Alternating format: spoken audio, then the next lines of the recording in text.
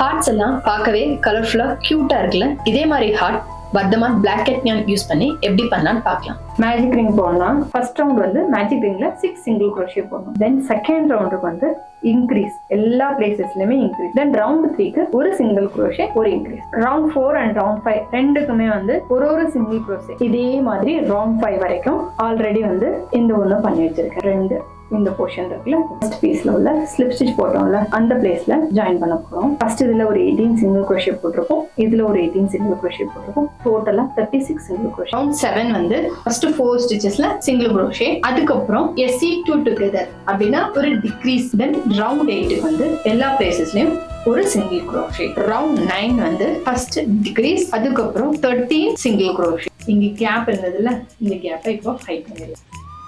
Gap height ஆயிடுச்சு. இப்போ whole எல்லாம் ஹைட் ஆயிடுச்சு. ரவுண்ட் 10 வந்து ஃபர்ஸ்ட் ஒரு டிக்ரீஸ், அதுக்கப்புறம் 5 சிங்கிள் crochet. தென் அதே ரிப்பீட் பண்ணணும். ரவுண்ட் 11க்கு வந்து ஃபர்ஸ்ட் 2 சிங்கிள் crochet போடணும், அதுக்கப்புறம் ஒரு டிக்ரீஸ், தென் 4 சிங்கிள் crochet.